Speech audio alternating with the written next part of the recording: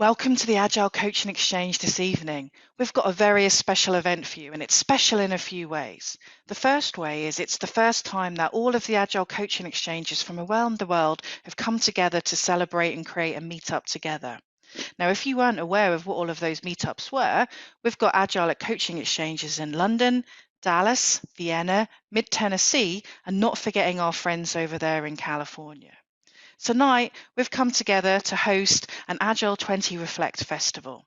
And that festival is about celebrating 20 years of the Agile Manifesto and its 12 principles. So we've got a very special talk for you this evening. Mike, tell us a little bit more about it. We start actually to explore the roots and routes for the whole evolution of Agile coaching. And for this, we have an amazing panel and an amazing facilitator today. And Helen, do you want to introduce them briefly? Yeah, no problem. So today, facilitated by the fabulous Shane Hastie, who cannot win the competition because he's in New Zealand, because he's on the panel. But we have got Michael Hamman.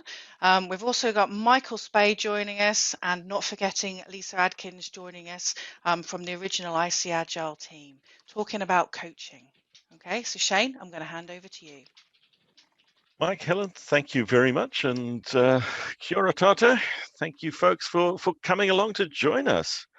So, yeah, my role in this is to just guide some of the conversation and explore with Lyssa, and Michael the roots of Agile coaching. They obviously founders from the Agile Coaching Institute and have brought a tremendous amount to Agile coaching.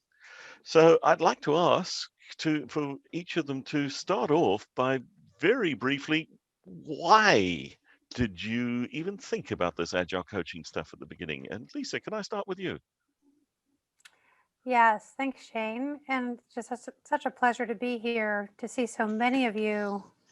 Thanks for coming along and being interested in this, and to be with Michael and Michael. And you, Shane, after such a long time. So great to be with you. I missed your radio voice. I think it just happened to me, this Agile coaching thing. It wasn't like I had an interest in it and pursued it. It just happened that I took a project management job at a credit card company and was told I was going to be a Scrum Master instead. And that started, a series of identity crises for me.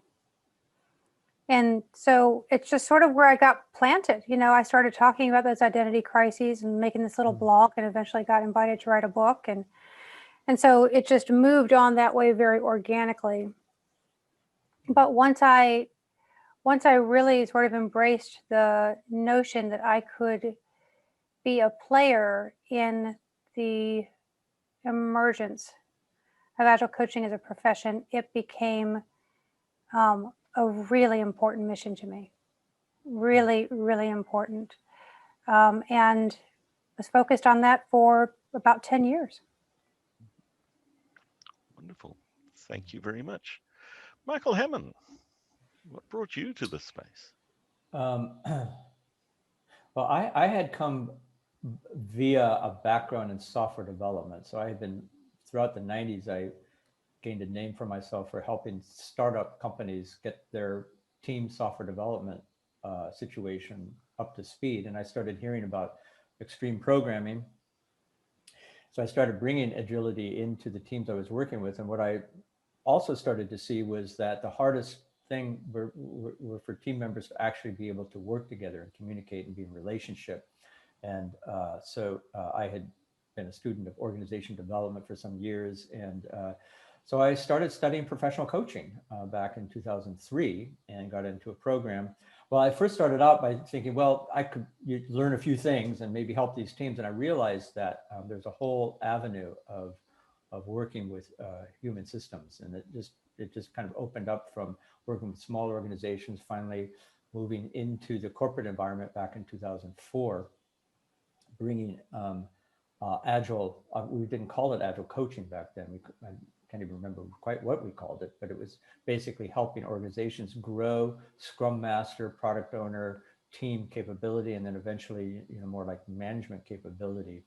And I recognize more and more that, that professional coaching, facilitation, the so-called soft human skills were the critical skills. And also I started to see that it was not just skillfulness, it's something deeper than that. Like, who are we being? And the thing that I realized is that by sharing people the practices and discipline of coaching actually became a vehicle for people's self-development as well.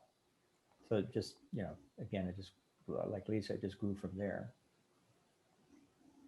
Well, thank you. And Michael Spayd, what's your journey? Well, that's an interesting question, Shane.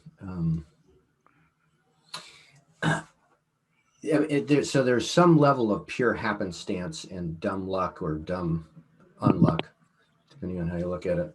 And there's some level of it was a really interesting leadership position, right? It wasn't a typical leadership position, which I would have been uninterested in. It was a very different kind of leadership position, which was like, ooh, I like that kind of stuff. And it was the role most identified with being the change facilitator.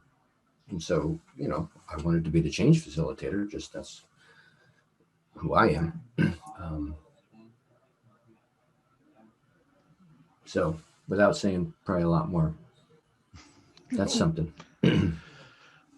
All right. So what is an Agile coach?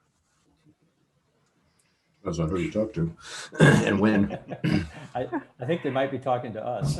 Oh, shoot. Uh-oh. Unless we've changed the agreed upon thing. Which is a possibility. I'm open to that. Well, I created a little, in thinking about this session, I created a set of breakdowns about the history of coaching from my point of view, because I was really charged up to do this session. I really had a vision for what this particular session would be. And so I started thinking about, what is the history of Agile coaching? And at the beginning, it wasn't called that at all. And you can, let's just put this up for a second. So like that first part, the ad hoc, I called it 96 to 2006, maybe. And that's enough, probably, if you don't mind. Let's stop sharing it. That period was, I got involved in an XP implementation, extreme programming implementation, back in 2001, which was obviously really early. It was when the Agile Manifesto was signed. And it was this big organization going to extreme programming from 15-month delivery cycles down to 90-day delivery cycles. Completely insane from a change management point of view. Just a flash cut, all the stupid things you would never do. Well, you might do, but you shouldn't do. And we engaged people like Kent Beck. We engaged Uncle Bob's organization, Object Mentor, it was called at the time. And in that world, you had people, they didn't call themselves Agile coaches, they just called themselves a coach. Now, they didn't mean what we mean by Agile coach for the most part back then. They meant a developer, a very senior developer who could, like a sports coach, drill people with, where's your test? Here's how to write a good test before you write code. They mentored people essentially. And there was also Scrum Masters, like, I think Jeff McKenna was the first Scrum Master, wasn't he? Jeff McKenna. No, it's a different name, or maybe it is. I'll look it up because the guy, yeah. Because I love this guy and I don't want us to get the name wrong. I think it is Jeff McKenna. It is Jeff McKenna, yes. I'm pretty sure. Yeah. Thanks, Paul. Thanks, Paul. But so there were Scrum Masters and there were coaches back then, and there was no rhyme or reason to it. It was completely, it was sort of an emergent position that somebody needed to, kind of help people move in this new direction. But it was a Wild West, completely back then. And it was completely inconsistent and, understandably in the, emergent context of that time. So Lyssa, you were one of those Scrum Masters. No, I entered in about 2004, 2005. So like, I guess as we're starting to come out of the Wild West age, where the XP coaches are, leading the trail and essentially working with technical teams primarily.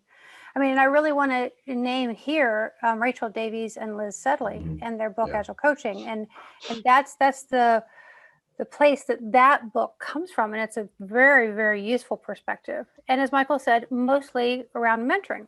Like just let me sit down next to you and help you like figure out this way of doing tests or this way of, having a transparent conversation with people every single day about what you're doing, And then it was also a really, sorry, go ahead. That's okay. What were we going to say? I'm just about to talk about where I entered the scene. So it might be what you're saying if it's in the previous era. But yeah, just briefly, there was a big divide between technical coaches, which were, quote, real coaches, and business coaches, who, from the point of view of those technical people, weren't. But that, you've got that kind of a division happening sort of naturally, I think, at that point. Yeah, I mean, and we discovered over time that as the idea of, there is a role for this thing called Agile Coach, or this discipline called Agile Coaching, probably a better way to say it. And that, as Paul is saying in the chat, yes, technical coaches are totally needed, but also people to help the business folks understand that they're in the driver's seat and help them learn how to drive this new car. That's needed. And then also, Agile itself brings in transformation. So, but I didn't know any of that when I started in 2005. I was like, I just arrived at this credit card company trying to recover from my life as a project management office director, which I was just totally burned out in. And lo and behold, I'm going to be a Scrum Master. So at that time, it was more formalized. Because when I entered the credit card company, these two jokers were there, Michael and Michael. Now, I didn't work directly with them because they weren't assigned to me as my mentor, but they were in the group that the credit card company had hired to be mentors to the first batch of Scrum Masters. And so I was really lucky that I was in that model. And Mike Vizdos is who was assigned as my mentor. And so I guess this is, if we put it in the eras like Michael was talking about, this is the era of Agile itself, particularly Scrum at that point, becoming more formalized or more adoptions. We would talk about adoptions then. More adoptions were happening in bigger companies at that time. And it was still very much like, it was wonderful because my experience in that credit card company was that they really did set up these really functional teams, and they put all kinds of air cover all around those teams so that they really could deliver. And they found out that this whole thing really worked very beautifully. Yeah, so just to add some part of a narrative around this reputed credit card company, which I guess shall be remain unnamed at the moment anyways. Because I came there in 2004, and I believe I was the first coach, the first Agile coach. We didn't call it that, but I came in, I was told by this point, I had been totally infected by the whole notion of Scrum Master. So I had taken Ken Schwaber's CSM back in mid 2003. And so I basically went in initially as a Scrum Master. And it occurred to me early on that there was somebody who was a project manager that I would want to sort of have kind of shadow me, so that I would basically mentor her in the role of the Scrum Master. And it was in formulating, or kind of after the fact, kind of almost like documenting or saying something about or giving a description to the nature of my role, that I was no longer a Scrum Master. And this is when I first encountered, or maybe even came up with the term not to say that I originated it, but but that it was a term that came up, which was Agile coach. And an Agile coach is somebody who is paying attention to the overall transformational field, not losing track of technical practices. So back in those days, we didn't really separate these things out. There was the business aspect, the technical practices aspect, and then there was the growing people or the growing team capability. But that started to expand out into managers, like what's the role of managers? And so the notion of the Agile coach, and we spent some time later on formulating that role within this credit card company. What's the role of the Agile coach, and what are some of the kind of competencies that we want to think about? And at the time, it was totally, we're just hypothesizing and we were experimenting and seeing what happens. But it was really also, good.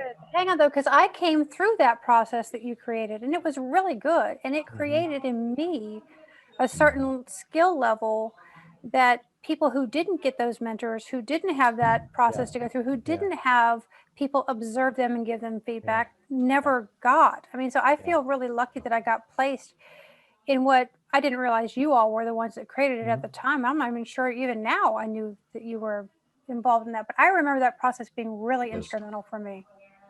Yeah, Mike Vizgos. So what were some of those involved. Experiments, Michael Hamman? You mentioned there were hypotheses and experiments. What were some of those early experiments?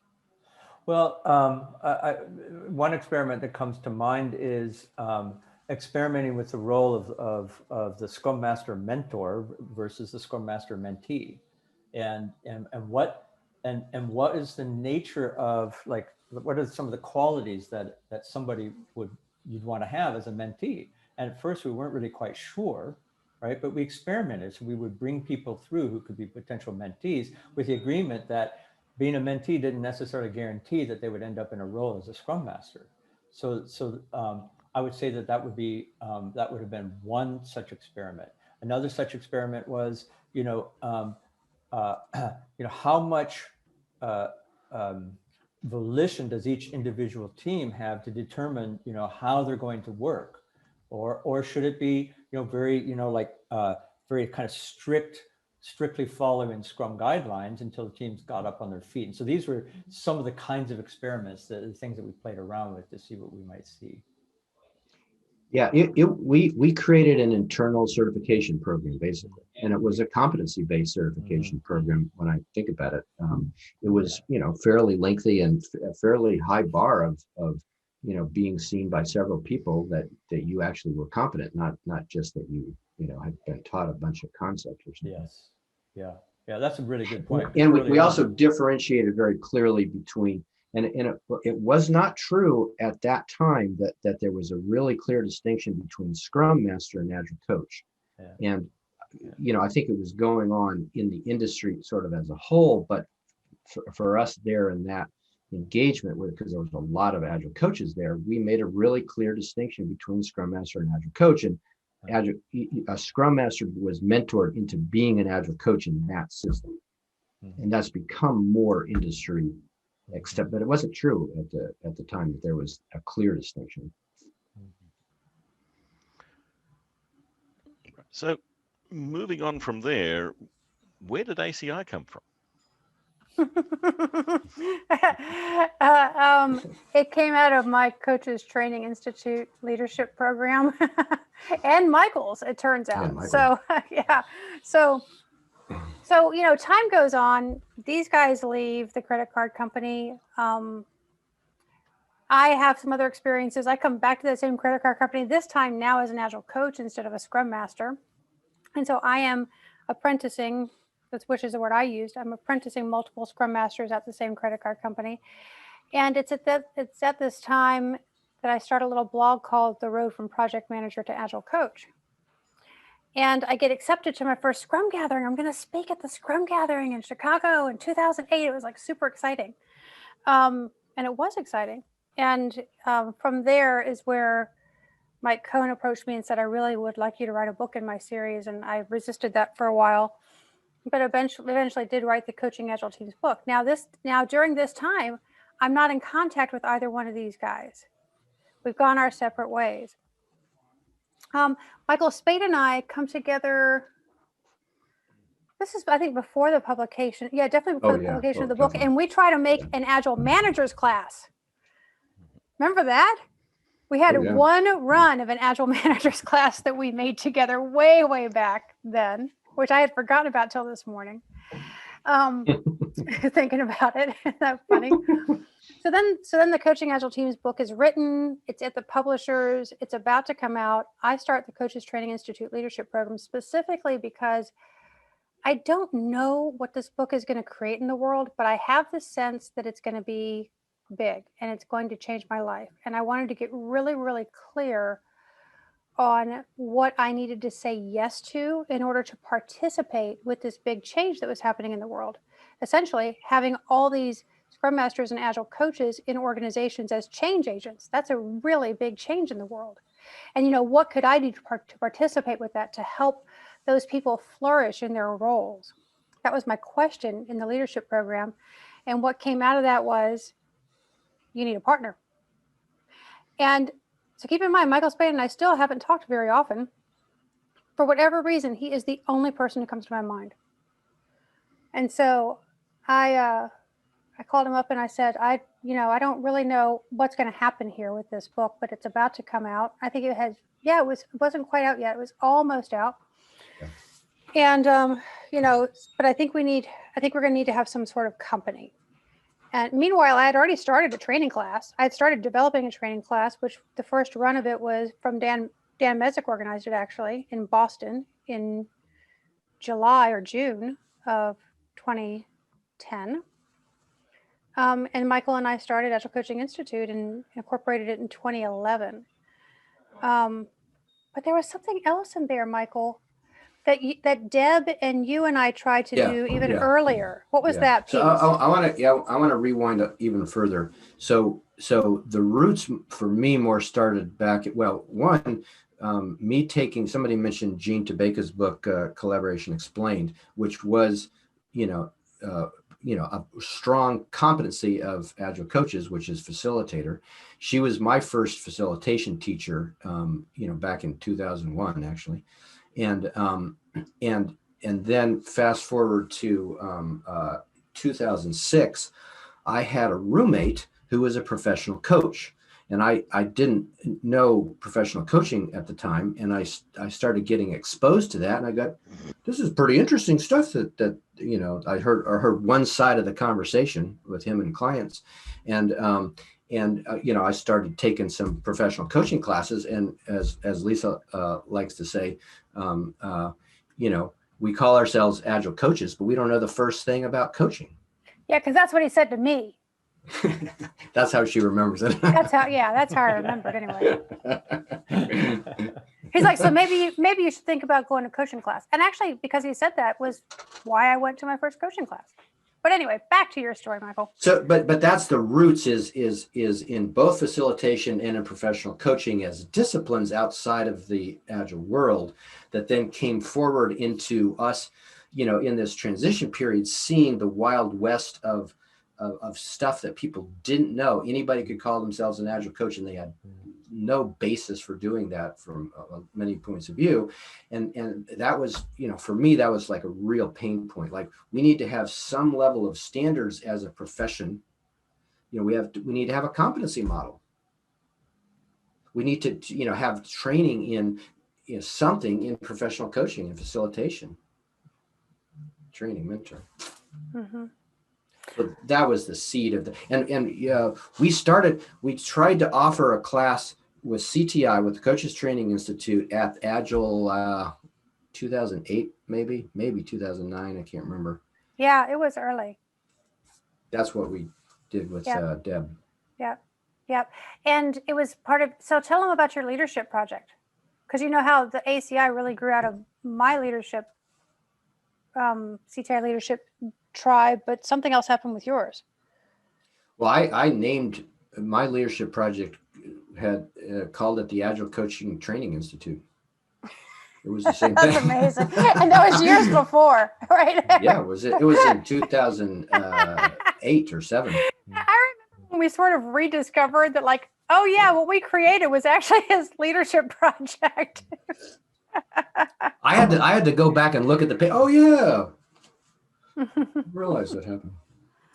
So we were trying to, and then we partnered with ICAgile very early on because we wanted to, certifications were really a very toxic word back then. They still have some, I think, charge to them, but they were really disparaged among some people. And we wanted to shift them to more a professional coaching model, which is about competency. It's not about, having a license to call yourself a certified Scrum Master. It's about you're a professional in this field. Mm-hmm.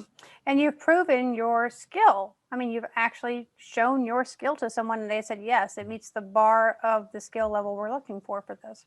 Because we were both really impressed and affected by our own professional coaching certification processes, which were really difficult. I mean, it was hard to get those certifications. Now we added Hamman to the mix. Yeah, then this guy, this joker came in.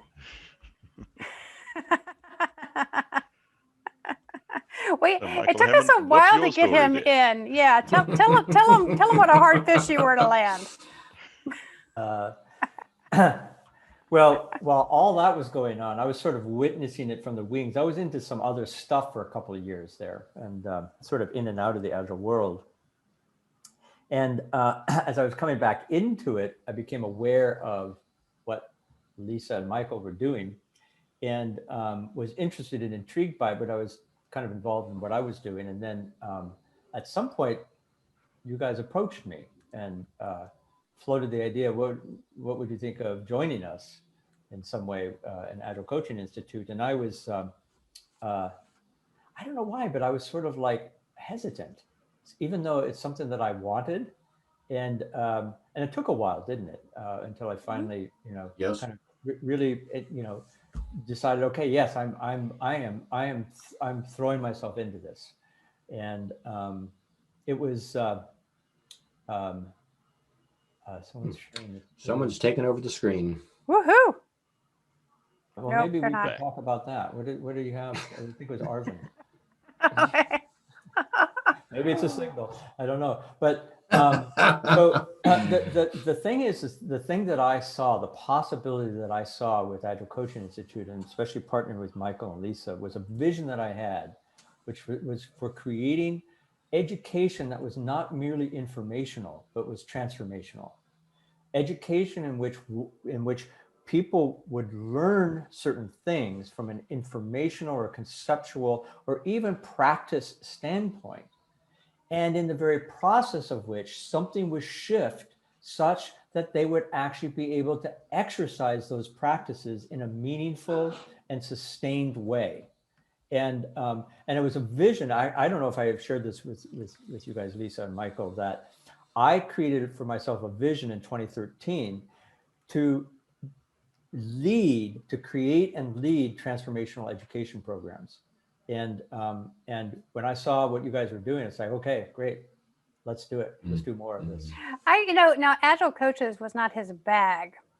Like he wasn't that interested in like the population of Agile coaching as a general idea. Hamman's always been more interested in managers and leaders and that sort of thing. And actually we all are. But it was a really good place to hone that transformational education arc and our skills in it, and to find out, is it really worth it? Because it's a lot more effort, obviously, for everyone. And just to tie it back to not just our story, but what people know in the industry.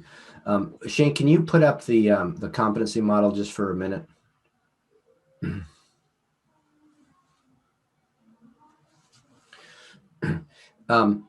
People, I think lots of people know this.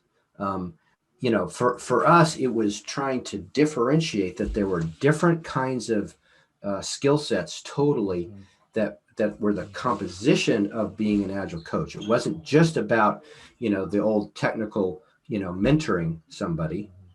That there were left-handed side things, teaching and mentoring, which have a directive quality, and there were facilitative, or holding space kind of things like professional coaching and facilitating, and that both of those sets of things were important. Yeah. and that you could have 3 different ways of becoming, of attaining or attempting to attain mastery: technical, the original coach, business, and transformation. And us bringing in Hamman helped us have more. Thank you, Shane. That's probably enough. Helped us have more depth in that and more range, I think I would say. Yeah, for sure. For sure. Now, some people have the idea that the ICAgile facilitation and coaching track was based on that model. And that's not so. We tried really hard not to base it on that model. Well, that model was occurring at the same time. We tried hard not to base it on the Coaching Agile team's book, because we've tried very, very hard to have something be philosophy agnostic. You know, that the Coaching Agile team's book is not the way, it's a way, and other people can have their other philosophies and other ways of doing it. But it just so happened that those categories were so useful that we kept trying to go away from them, and then we kept just recognizing, well, okay, teaching and mentoring really are separate things. We have to talk about them as separate things, you know, even though they share a boundary. And so the same thing. But I think I want to make that distinction that our work at ICAgile, I'm very proud of it in creating that learning track and those learning objectives, because when we finished it and we tried to certify the Coaching Agile team's class, it didn't pass, which meant that we were really, in my mind, serving the industry. And that was a really important point of integrity for me, because I think, you know, I think like all industries, we have those things that don't look like they have a lot of integrity in them. And maybe they do, but they don't look like it from afar. Yeah, and I've always really appreciated the integrity of ICAgile and of having these learning paths be separate from any individual organization that might be offering learning that aligns with them. I can certainly talk from my experience, both before joining ICAgile and since doing so, that yes, that agnostic element is very, very important. But I'd like to delve into a couple of things that Michael Hamman and Lyssa mentioned. Lyssa, you touched briefly on apprenticing, and Michael, you spoke the transformational education. That these are both have the that's a long period we're talking about. It's not a 2 or 3 day training class. Right. What does it take to become a competent agile coach? I mean, I think that the pathways are well laid out for people at this point. I think that we have lots of, you know, learning objectives, not only at ICAgile, but the Scrum Alliance has also really created much more of a clear pathway for developing oneself. So I to try to go over those things or encapsulate them feels really hard right now. I just want to really point people to it because it's gotten so much better. And then there are tons and tons of organizations that do the training around this. And to your point, though, Shane, the training is just the beginning. You know, these apprentice models, or like the model of a competence-based certification process, it's long. It is long. It's an absolute commitment, and that's why I think it's really important that we put our focus there, because that's where you can at more guarantee, not 100% guarantee, but more guarantee that the person you're hiring or this person who, this one calls themselves an Agile coach and that one calls themselves an Agile coach, like what's the difference between them? If they have competence-based certification, you know, at ICAgile, that's really is at the expert level. It's not just having gone through the classes. I think that's important. I mean, I think we need to keep talking to recruiters and HR people and hiring managers and all people like that in organizations to make it clear what the distinctions are, because they don't know. It's not their job to know. It's our job to help them know.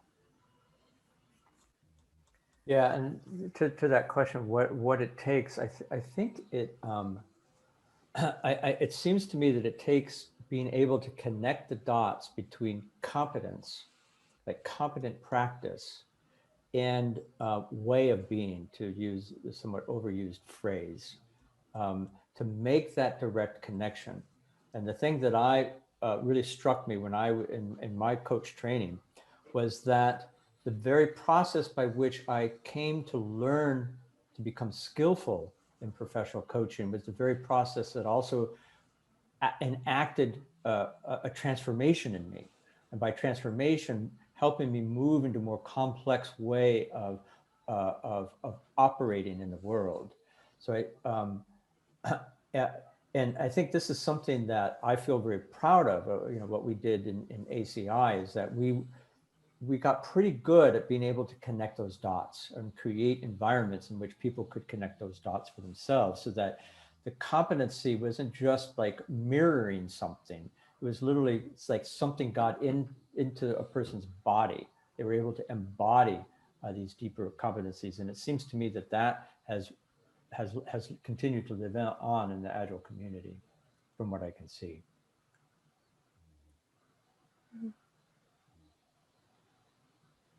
Other Michael, any thoughts on that one?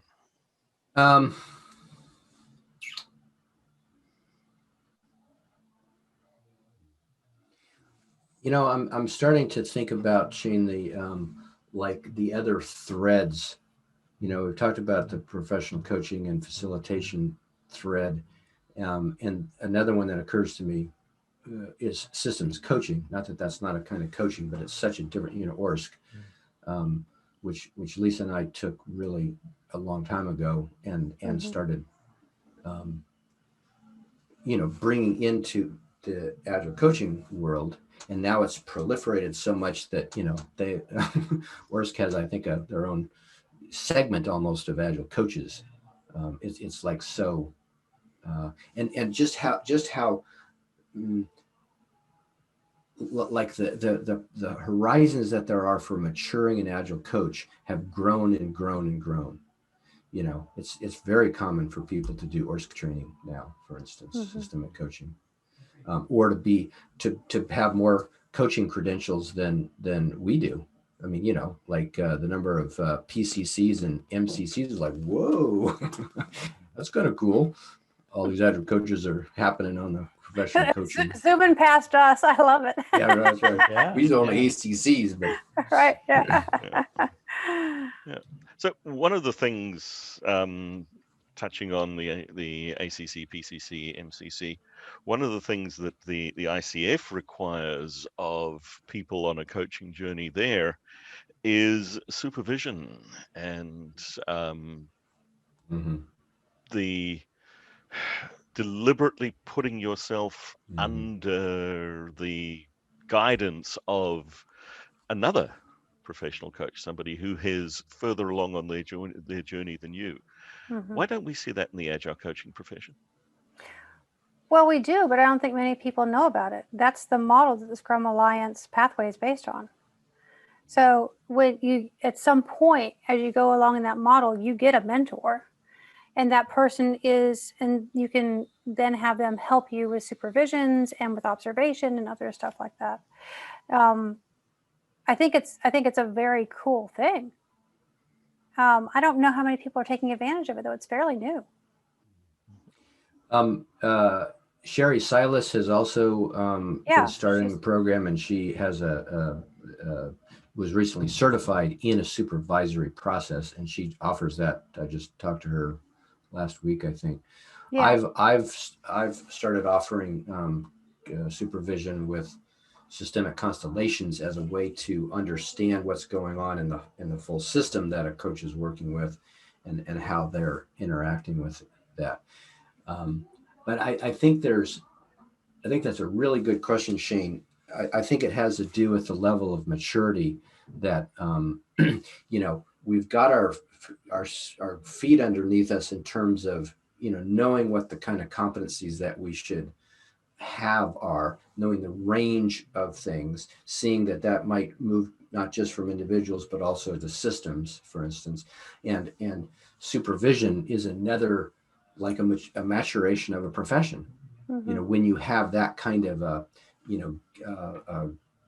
guiding principle built into, like, in the psychotherapy world, which is where I started, that was just an expectation, as you had a supervisor, and not like a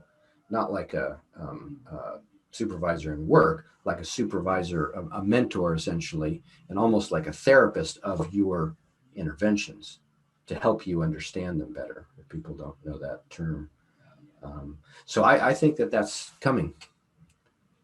And just to say that I think it also happens by the way, excuse me for jumping off and taking a call. I'm in the midst of a I didn't even notice you were gone.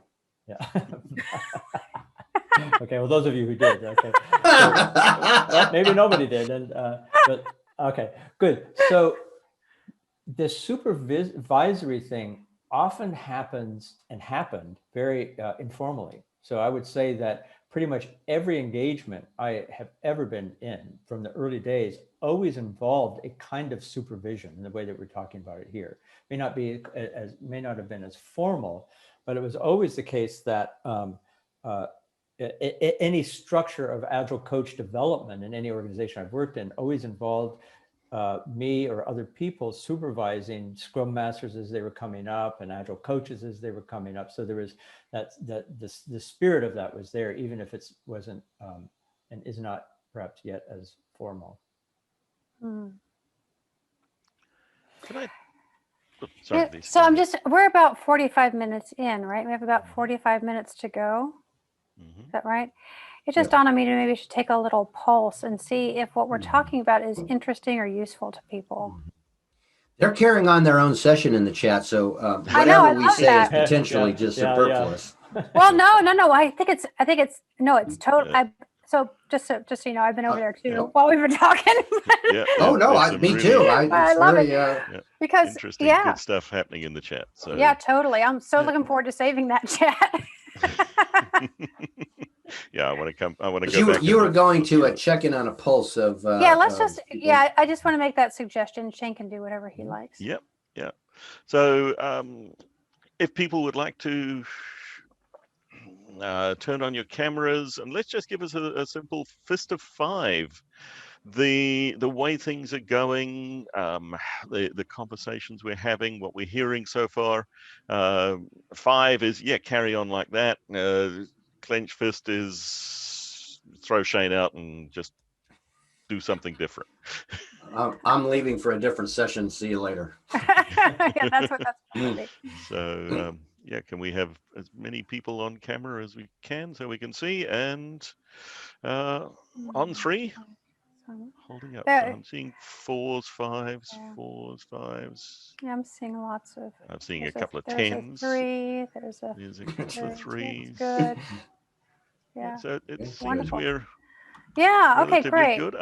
I do want to make a point that in probably 15 minutes, I'm going to stop asking questions and we're going to throw this open to the community to take the questioning for the last half hour, if that's all right by everyone. As I suspect with as many people as we've got here, we'll comfortably get easy questions to fill in the 30 minutes. I'd like to explore a little bit with you thinking back to the cohort programs that ACI ran, bringing people to the ICAC, bringing them to that competency certification. Now, pretty much everyone I know who's been through one of those cohorts talks about it as an absolutely life-altering experience, and they created deep bonds and so forth. What did you do to enable that? We studied with the masters. Yeah. Yeah, and so to name some of those masters. So the people at Coaches Training Institute and how they created transformational learning. The different professional coaching certifications that we took and how they kicked our asses and we wanted to do the same for other people. What else creates that, guys? Or who else were the teachers? Faith and Marita at Orst. CRR Global, yeah. The CTI leadership program, which all three of us went to. At different which times. teach you how to be a transformational co-leader. Mm-hmm. I think there was some element of just destiny between us, though, that way, that we were all geared toward that, and then the three of us, Lyssa and I were a really strong pair together. But Michael, when it became the three of us, it had even more heft and more power in some sense. And there was sort of a divine grace, kind of a, being able to do transformational stuff. Mm-hmm. Our first boot camp that we did had 12 people in it. And it was like 5 instructors. Right. It was the three of us and Leslie Riley and David Chilcott. And pretty much after that, they were all sold out. Yeah. So it was just like there was some kind of thing that clicked. It was some kind of synergy between what we were able to do somehow and what the community wanted and hungered for. Yeah, I think it was a matter of timing too, that way. So that it was that way with our offerings for the longer learning. Because when we first did the first boot camp, we're like, no one's going to come for 5 days. That's crazy. And before we had even finished the first public boot camp, we had been in conversation with that same credit card company. And so funny how it comes back around, right? And they had signed us up for 5 internally. And we had no clue that a company would want to do that internally. Like we weren't even planning on trying to pursue that as a market. So it's just something about how the offer meeting the time and the need came together. And I think that's true of the Coaching Agile team's book too, because I knew it had to get out to the point that I left stuff in there that I didn't like at the time. I like it now better, but then I was really judgmental of it. But I think that's the thing, is like to not be so precious about making it really great or perfect, but meeting the need, meeting the time.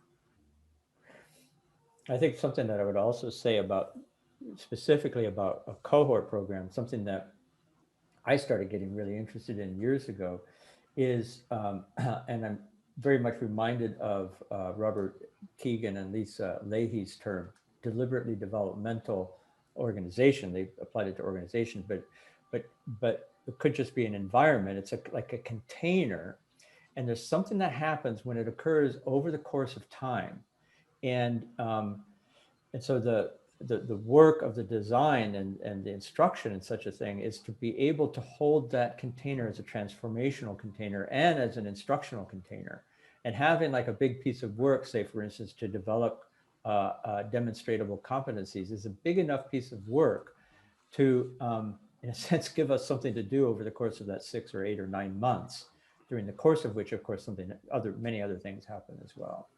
So I think that's partly what has it be that sort of life-altering experience that people often report. Mm-hmm. And actually, Shane, I'm realizing that your question is really interesting. That's our edge. Mm-hmm. So thing that's next for us, one of the things that's next for us is teaching other people how to do transformational education. Mm-hmm. Which means we've got to freaking figure out what we did and articulate it. Mm-hmm. So ask us that question in a year, Shane, will you? Because then we might have a clue. Right. Yeah. I will put it in I'll add an appointment now. Jot it down. Schedule it for 1 year from today. Right. But it's amazing that it was repeatable. So I am really excited actually about teasing out the sort of consciously competent, unconsciously competent things we did and the things we learned from other people, and all the pieces of it, and being just practical and articulate about it, because it is at the end of a boot camp, people be like, oh my God, this was so amazing. This probably never happened. And we're like, nope, happens every time. Mm-hmm. Not that you're not special and unique, you are. And this sort of environment happens every time. Mm-hmm. So there is something completely repeatable about it. Yeah, and just to be clear, it seems to translate across other programs. So Oh, yeah. there's a kind of a human technology involved here that is repeatable. One of this I'd like the panel's opinion on, and it's not a specific element exploring your experiences, but we do see out in the community, we are seeing more focus on coaching as agile coaching becoming a profession, but we're also seeing a very, very strong emphasis, in my opinion, sadly, on the practices rather than the people. How do we move that? How do we shift it? Agile becoming equated with I don't know, a set of Scrum practices, Well, so I would the best explanation, or the most economical explanation I can give has to do with the integral model. So the right-hand quadrants are about tangible things like practices and behaviors and organizational structures. And the left hand is about individual consciousness and systemic group consciousness. And the achievement orange value meme, look up Frederick Lalo if you don't know what that is. The achievement orange value meme is totally centered on right-hand quadrants. And almost all organizations where Agile is being implemented are orange organizations as a center of gravity. And they value, installing the Agile. That's what makes sense to them. That's how they see it, is that we should just install the Agile. And when the training's done and when all the teams check the box saying they're having stand-ups, then that's what a transformation consists of. So for me, you're going to have to shift the entire world for that to change very much. Mm-hmm. These two have a more optimistic answer than that, I'm sure, though. Maybe not. No, I don't. Well, oh, if only we could all become green teal.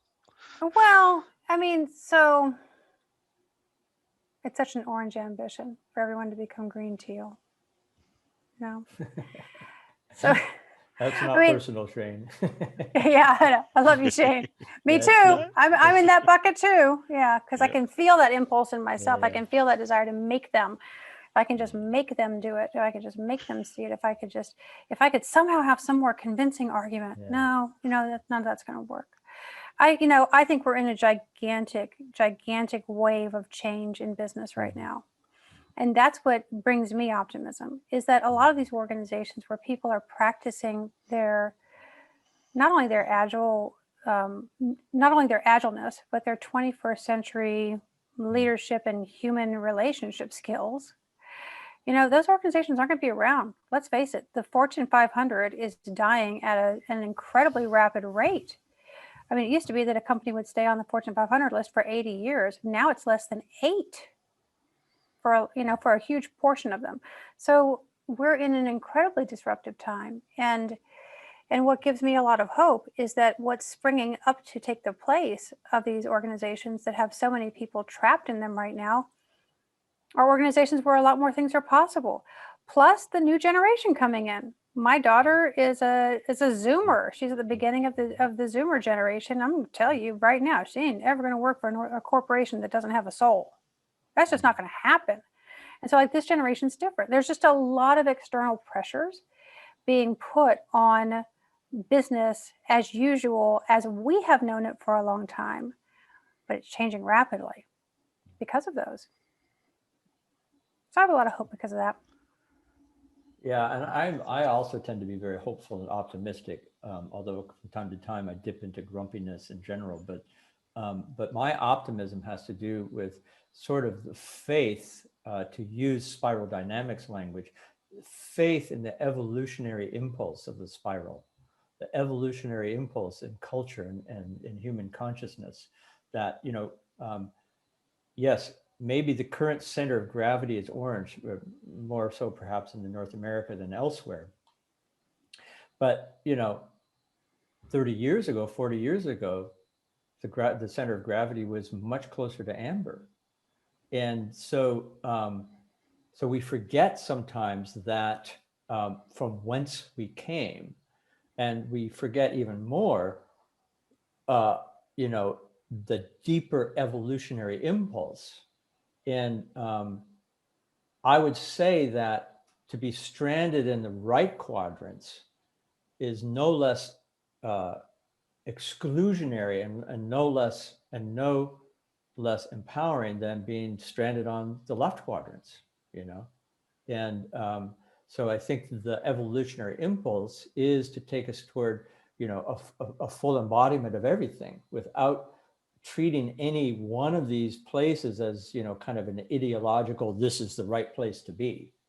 So the right place to be isn't necessarily just about, you know, growing ourselves and growing our relationships. I mean, and I say that being someone who's known for, that's where the territory in which I work, but ultimately that's not where it is. It's us being in the world and us generating results and creating conditions. And that takes a lot of external work as well. It takes a lot of skillfulness and a lot of confidence. My moment of optimism is just the conversation that we're having right now as Agile coaches.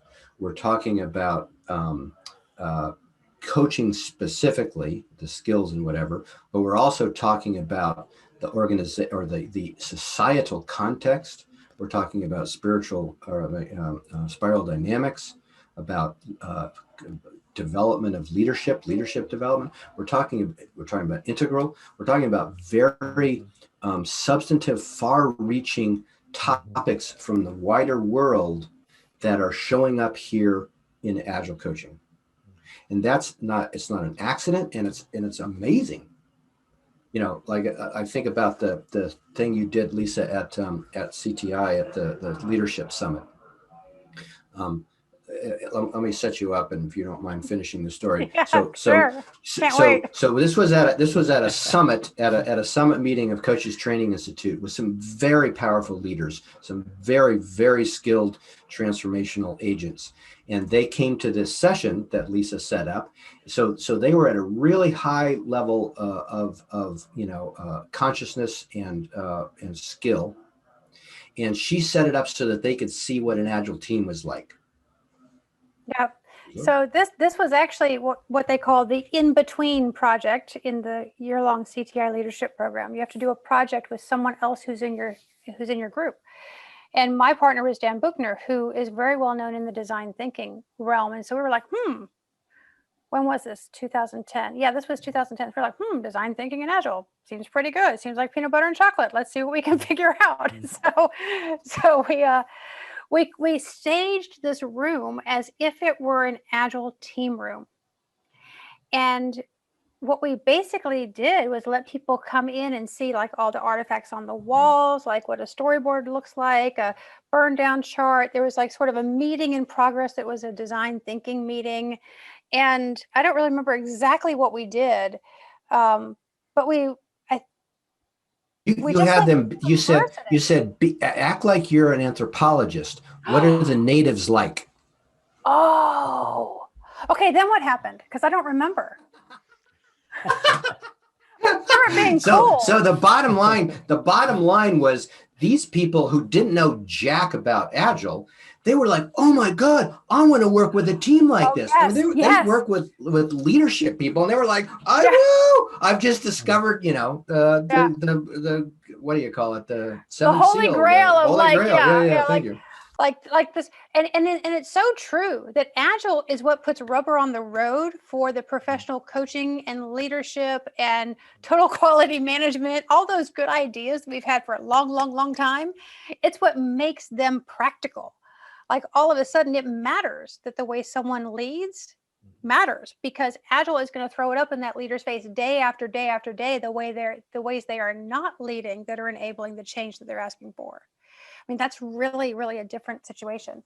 Yeah, and since then, I hear that refrain all the time from professional coaches. Oh my gosh, where was Agile my whole life? This is amazing. thank you very much. And I promised to turn the questioning over to the community for the last 30 minutes. So, folks, questions. And how are we going to do this? I think just without talking over too much, just come off mute and ask. Could I start? I do have to leave in 10 minutes. So Michael No talked pressure, about guys. It's got to get done in 10 minutes. That feels like a luxurious amount of time. It does, Can't wait to actually. hear what you got. Can you guys see me okay? Yeah. Yes, we Hi. can. Great Yep. to see you. Hi, Yeah. hi. Hey, nice to see you guys. So Michael, you talked about integral and focus more on the right side of practices and systems rather on the left side of, more cognitive development and, understanding culture. And I really like you guys have been talking about integral for at least 5-6 years now. Do you see that as a future? And, in your latest book, Michael, and you all have talked about it, and Michael in his book as well. Do you see that as future, like where we need to create more awareness about that holistic approach? I'm just curious, where do you envision what you guys are currently doing in 5 years for Agile coaches? Now, those are two separate questions. The first question, I know you can my decide. my answer is yes. Hence the 10 minutes, Michael. Right, Yeah.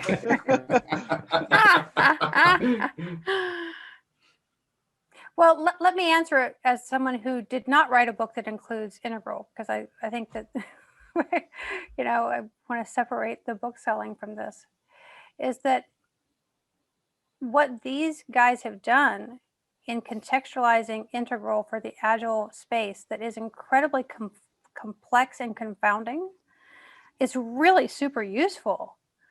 I mean, so I do see, I use the integral model in all of my coaching and consulting now, and I teach it to all of the leaders I'm involved with because it is such a useful way for them to simply see more and to see how they were sort of in their own rut with their blinders on and they didn't even know it.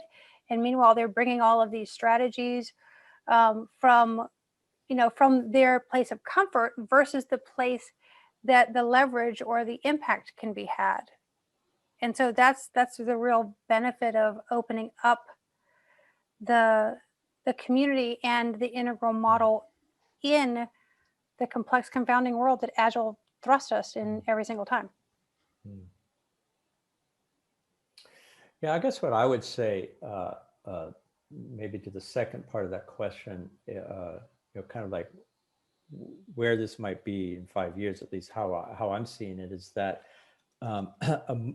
we often talk about when we talk about left quadrant stuff, it's often couched as kind of like the question around how do you shift mindset, or how do you help people grow into more complex ways of making meaning. It's often like accompanied with a kind of like as though it's esoteric, that as though it's a kind of an esoteric kind of science, or art or something like almost like maybe perhaps witchcraft or something about it seems inaccessible. And what I see in the next 5 years, and something that personally I'm rather committed to, is to evolve a set of very practical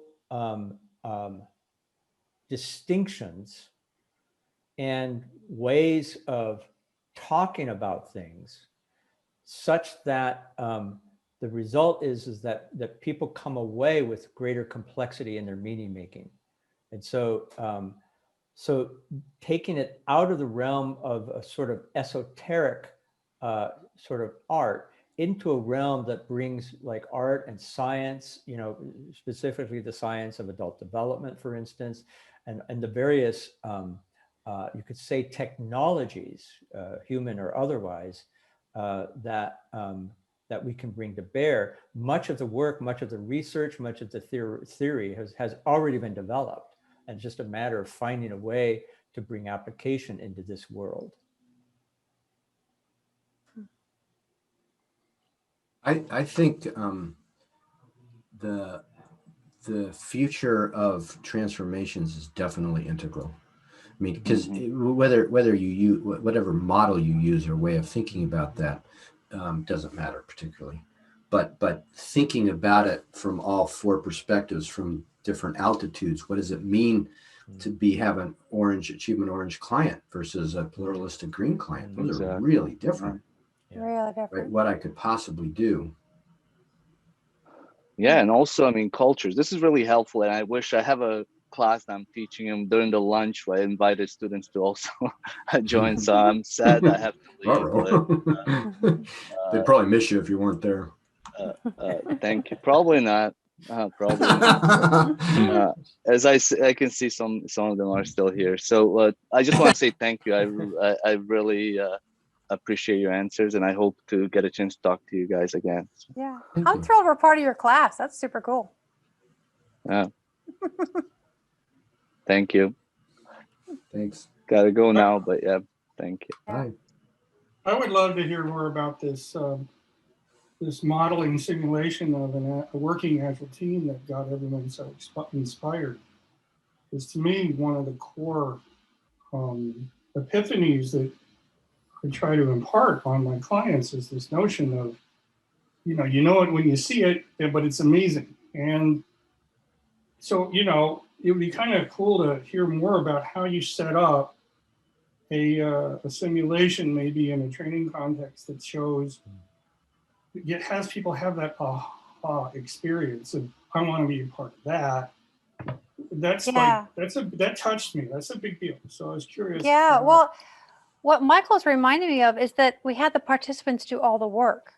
So what we set up was just the artifacts that you would find on the wall in a physical team room. Mm-hmm.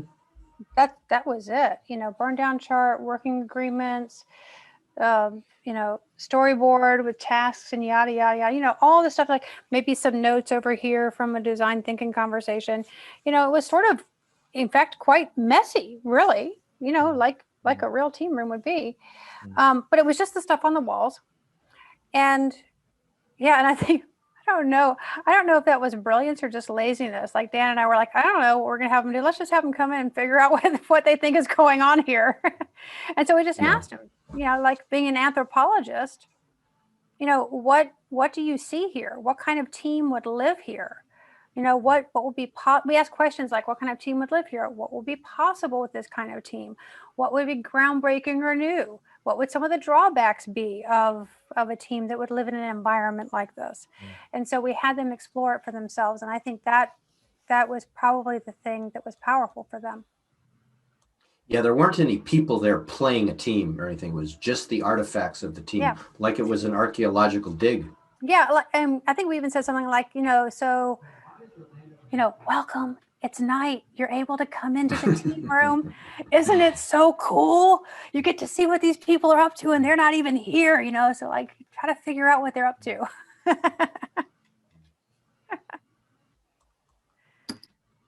Thank you. Yeah. Thanks, Martin.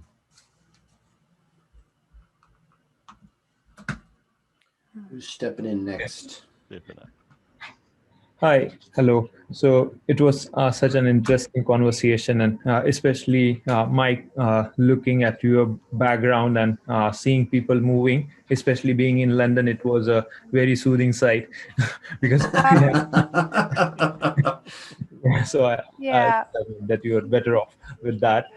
So my question was around, as you guys had been going through the chronology of how the coaching and agile coaching has evolved as a profession, right? So it made me wonder, because at the same time, when various agile, since the Agile Manifesto has come out, various frameworks had been evolving in themselves. And at the same time, we see the parallel ventures going out on the leadership track as the business models are evolving. I think, Lyssa, as you mentioned, the Fortune 500 companies for last 80 years might not be existing for next 8 years as well, means at least the majority portion of it. So which made me think, if we think about the age groups of these professions, right? So if we are thinking who is going to get coached for what, And are they going to make the most of it, or will they find that it is no more working for the present scenario which they are evolving? So I'm trying to just put the scale, like Scrum Masters at the age band, means trying to be demographic specific here, the age band where we see the Scrum Masters. So we certainly see coaches are slightly in the higher age band. And similarly, the team which is composed of means even similar to the certification requirement and the professional hours which has been put in to get through such ladder, right? So the team which they are managing are probably quite younger, and then these demographic bands are shaping up. So do you feel that we will be always able to catch the pulse of the team which is going to get transformed? And do you think it is the sustainable model while we say it's going to be always agile? I have to. Yeah, let me take a reflection stab at it.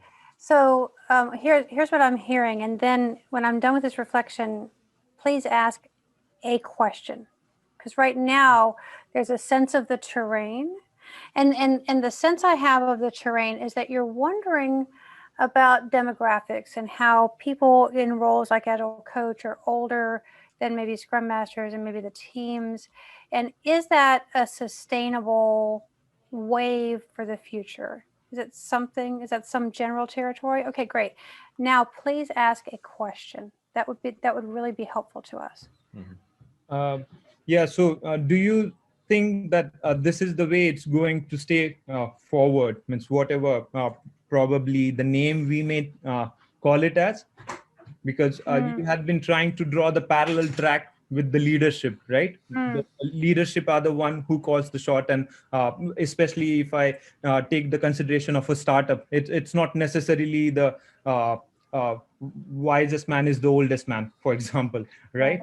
So that's where my demographic question comes in, because they challenge the industry trends, they challenge how things have been established, and that's how people will try to follow their train and try to mimic their model of success.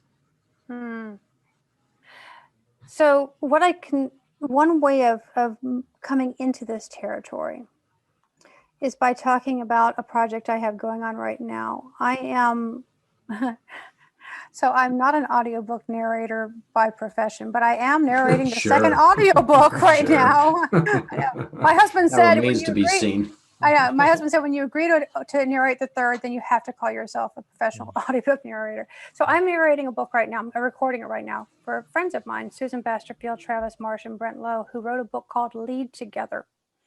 And what it basically is 27 short chapters of very, very practical ways that people enact the value system of the teal integral level of functioning and consciousness.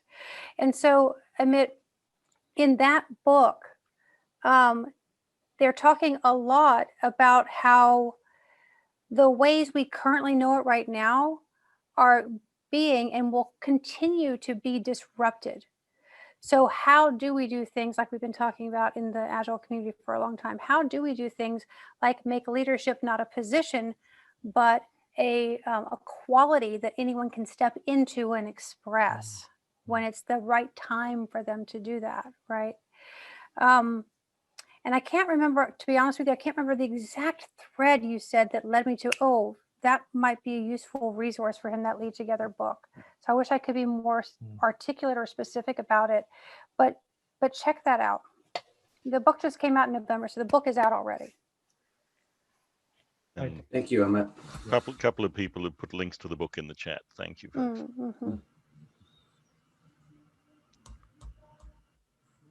Can we? How about can we hear from a woman? Oh, I can put on a woman's voice. Can identify? Yeah, we've had about 3 minutes, if I'm not mistaken. I hear one. Where is it? Hi. Is it Bernie? It's Gloria. Oh, Michael, hi, Gloria. Michael, Lyssa. I love to see you guys together. It's been 5 years. I don't know if you guys remember, in 2016 in San Francisco, I had the privilege of having you guys all there for a boot camp. Just curious, like in the last 5 years, what has been the biggest change, like looking back, like as you know, you guys are so pivotal in guiding kind of what you call it as leaders, right? You guys were trying to equip transformational leaders, and you know, the world has changed and we're constantly evolving. So just kind of curious, what is the one reflection advice that you would want to impart for us? Reflection advice about the last 5 years? Well, where you're at now, right? Having now gone through 5 years, I mean, things have changed quite a bit. And anyway, I love seeing you guys. Yeah, I love seeing you too, Gloria. Nice to see you, Gloria. Yeah. I got tripped up with the word advice, so I may go back to reflection. Okay, go with reflection then. And I'm not even quite sure.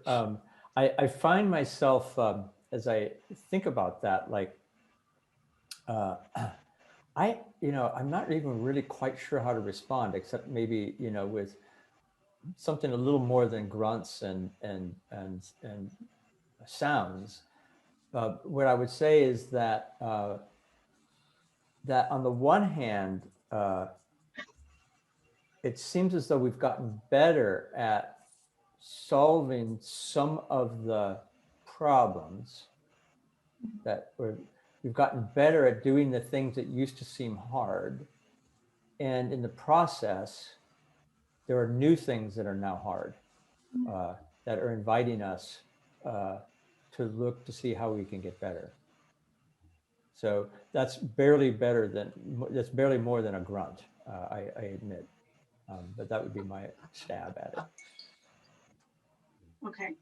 Hmm. That's interesting. Yeah. Michael, Spayd, you got a take? Well, it's what the question evoked in me, which may not be responsive to what Gloria was asking, but what it evoked in me is the last 5 years for us as a group were very turbulent in a certain way, and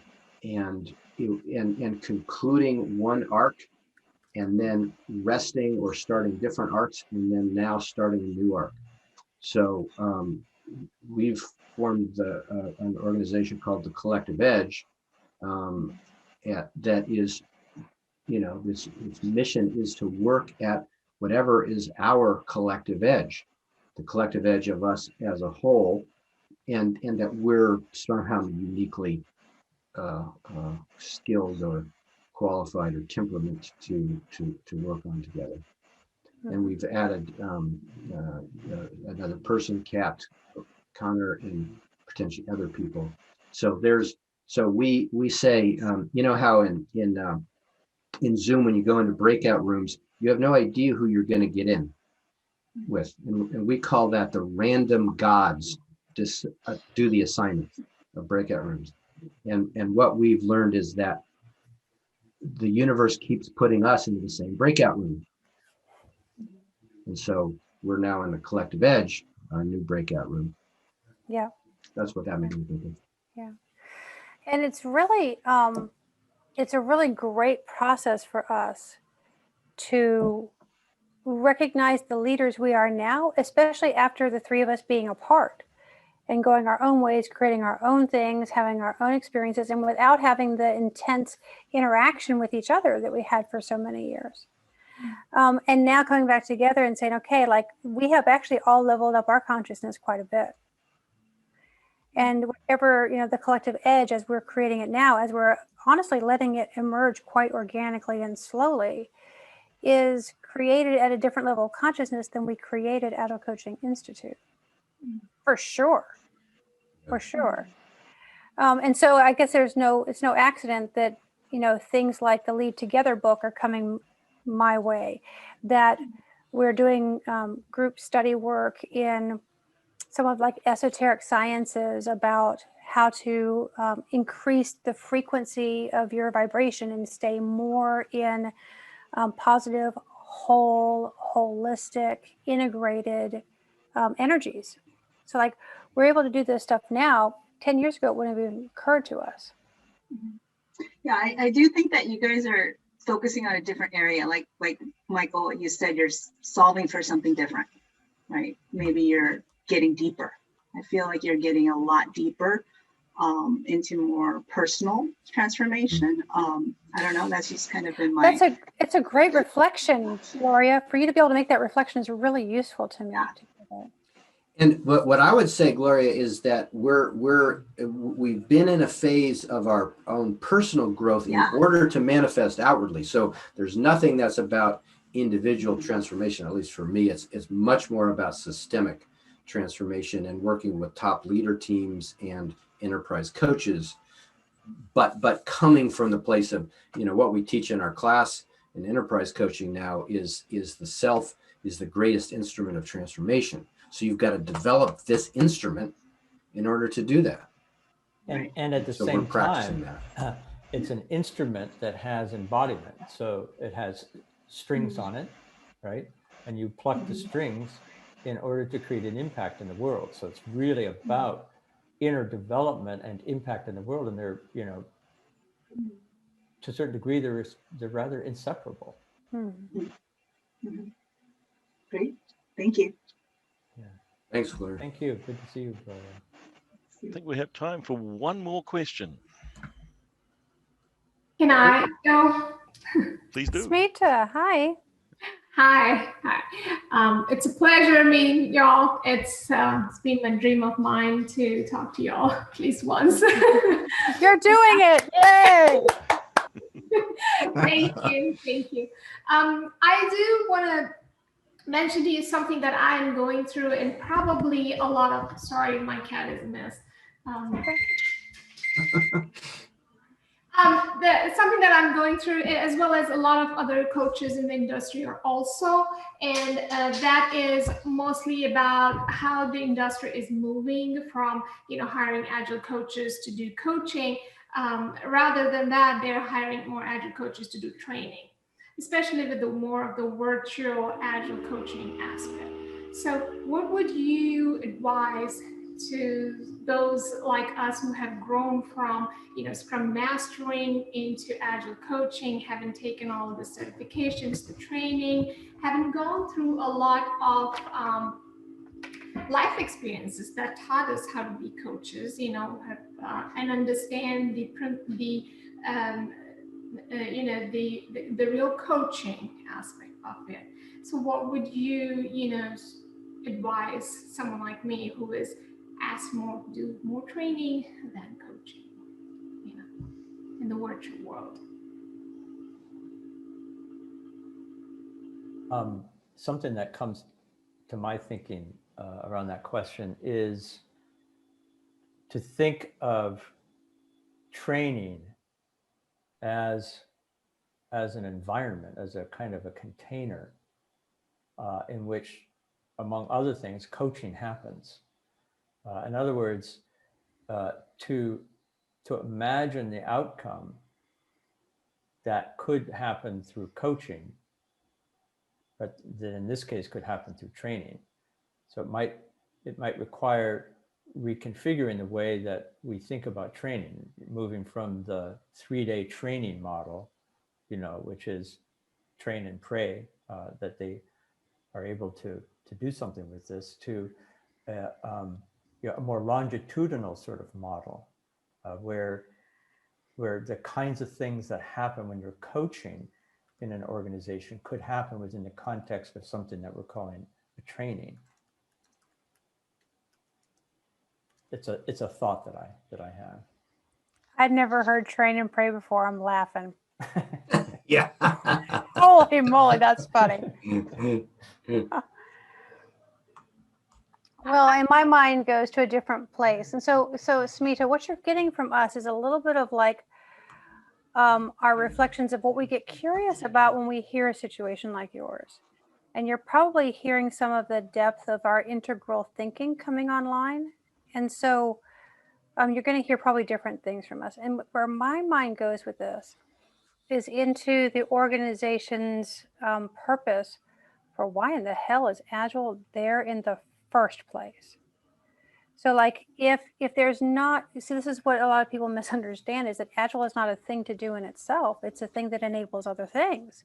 It's like, what are those other things? And without that as a guiding orientation, then we don't know what these different things we're doing add up to. Because training in itself, nothing wrong with training. People need to be trained. You know, there's a time for training. There's a time for coaching. There's a time for the longitudinal thing that, you know, the learning that Michael Hamman just talked about. And so my curiosity for you goes to, what could you and your colleagues who have the similar background as you, what courageous conversations are up for you in finding out why this organization even has Agile in the environment in the first place, and what its dreams are for what it's supposed to be trying to do. So just a place for reflection. Those are both good answers. And one more is, if you want to work for an organization that's really completely up to speed with Agile values, like that's more of a teal organization, then go start one. Yeah. And in fact, look around at these boxes here. These are the people who you would start companies with. These are your co-founders. Yeah. All right, we are coming close. Thank you. Great, you bet, Smita. Thank you, Smita. We're coming close to the end, but this is part of the Agile20Reflect, looking backwards. I'd like to do an Agile20 Aspire. What are we looking forward to? So, final point from each of the panelists. What's next? What are you aspiring to? Looking forward, maybe not as far as 20 years, but looking forward. I'm looking forward to a global network of Agilists who are helping do the work necessary for us to create a thriving and regenerative human presence on this planet.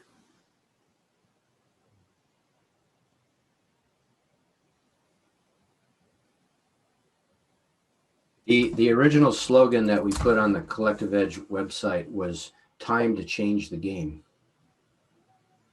And that's what's probably most true for me, is doing our part to change the game on the planet. Yeah, I love what the two of you just said. I'm not even quite sure what else I would add to that, except to say that, you know, at some point, we may no longer use the word agile, agility, that it might, I mean, we may declare whatever that was here to solve. At some point, we may find that the terminology and the vocabulary might keep us stuck. And so I would hope that when and if we see that happening, we can let go of it as a community, as an industry of leaders, and embrace whatever vocabulary would help us truly get to the next place.